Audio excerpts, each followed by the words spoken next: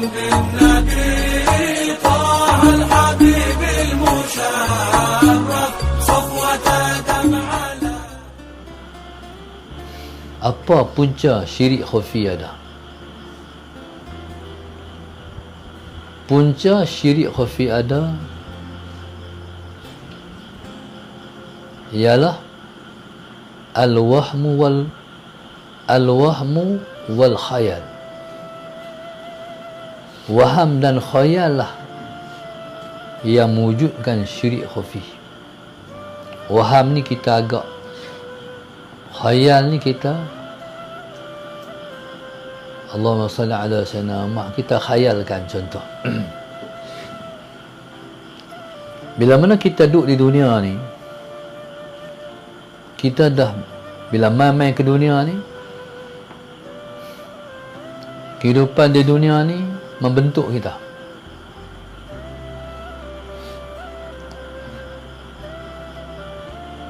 Kita duduk di muka dunia ni dibelah oleh mak dan ayah. Bila anak tu lapar, kita bagi susu. Ataupun kita lapar waktu tu, mak bagi susu. Bila bagi susu, kenyang. Bila bagi susu, kenyang. Sedangkan susu tu, Allahumma salli ala sayyidina Muhammad, zahir susu tu ialah ayak susu, ayak.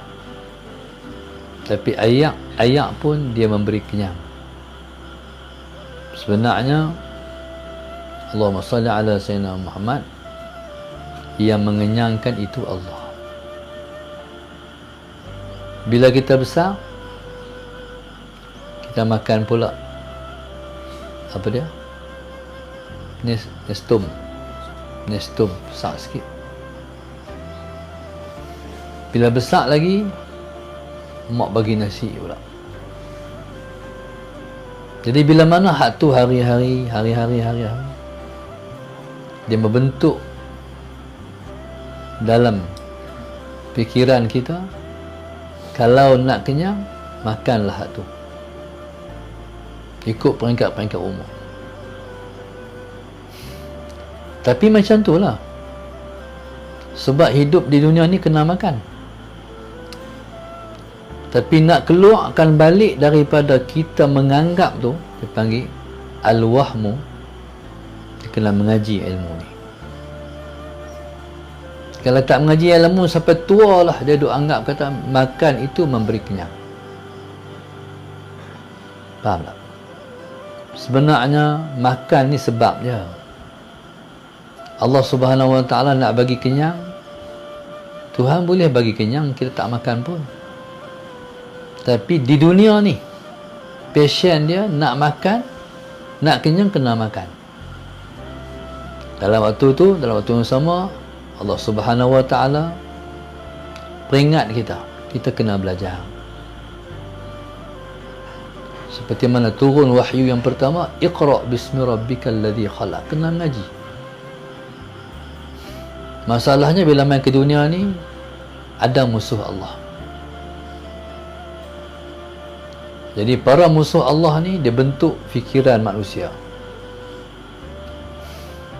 Mak ayah pula tak hantar pergi ke sekolah agama, hantar sekolah biasa.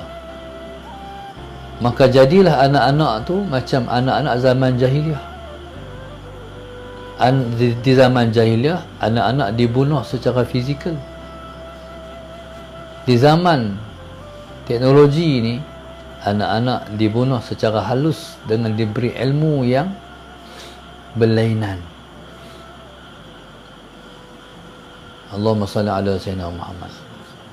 Macam doktor bagi ilmu yang salah, macam doktor bagi ubat yang salah. Bila bagi ubat yang salah, maka itu ialah ubat yang memberi mudarat. Maka semua ilmu dipisahkan daripada Allah.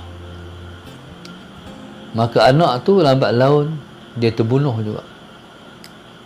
Ni lagi teruk, sebab dia terpisah dengan Allah.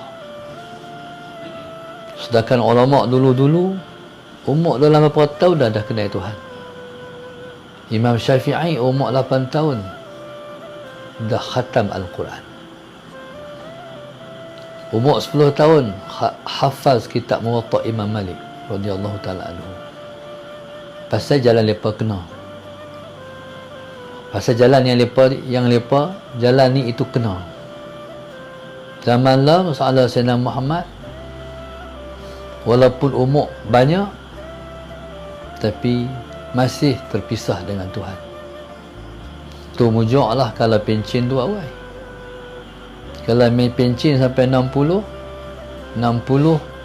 tu kalau dia nak sedar berapa tahun je dia nak cuba kenal Tuhan. Tu pun kalau dia mau mengaji. Kalau dia pilih jalan lain, sampai mati dia tak kenal Tuhan. Walaupun dia tahu Tuhan tu Allah, tapi dia masih bersyirik khafi.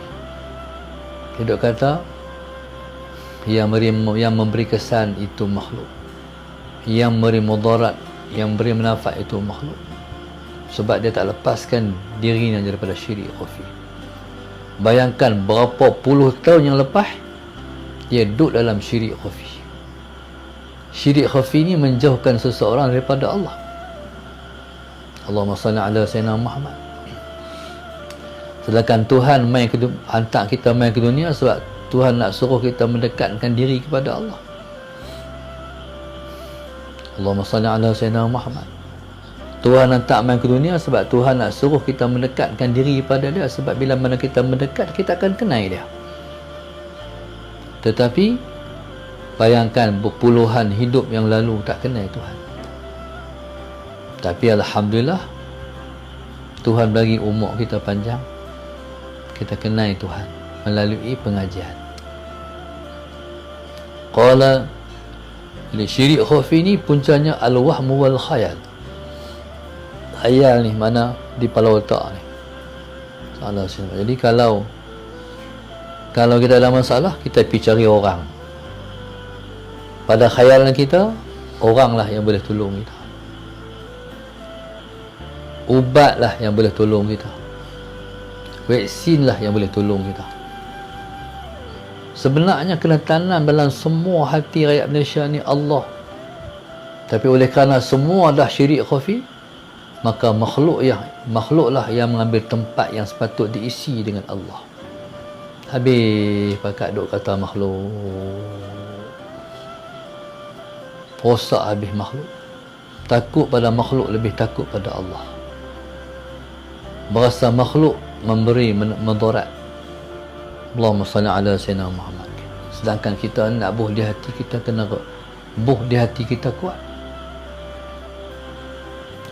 Kuat kita faham, yakin bahwasanya Allah lah semuanya. Cuba tengok Brunei, hari-hari baca Yasin. Sebab Allahumma salli ala sayyidina, sebab mereka tak macam kita. Allahumma salli ala sayyidina Muhammad. Kita ni pagi-pagi macam kita, saya nak bagi satu amalan. Amalan ni dia menghalang daripada kita kena COVID-19. Pagi-pagi, awal pagi cari air suam. Lepas tu buh sikit garam kasak.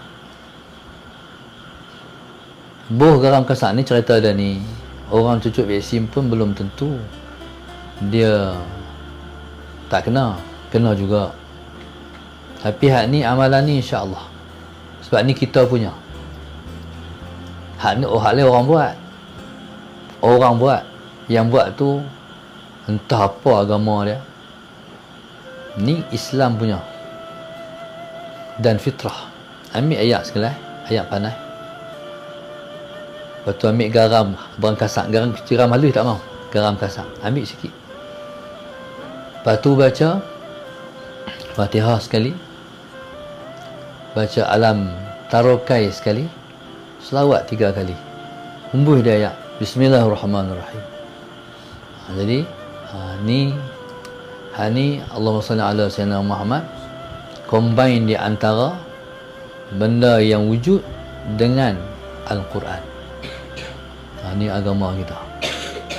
Allahumma salli ala sallam. Baca, ada minum tu 3 hari sekali ke, 5 hari sekali ke, seminggu 2 kali ke, dia membina imun dalam diri kita, ketahanan diri, insyaAllah tak kena COVID. Buat semua. Masalah Sayyidina Muhammad, habaq kat adik-adik tu, boleh tak? Minum, maknanya ayat suam tu, garam minta di kantin, dia ambil sikit, baca alam nasr, alam tar, baca habis Al-Fatihah sekali, lepas tu salat Sayyidina Muhammad, alam tarokai sekali, selawat 3 kali, insya-Allah Allah pelihara daripada COVID ni, insya-Allah. Sebab garam ni memang Tuhan buat.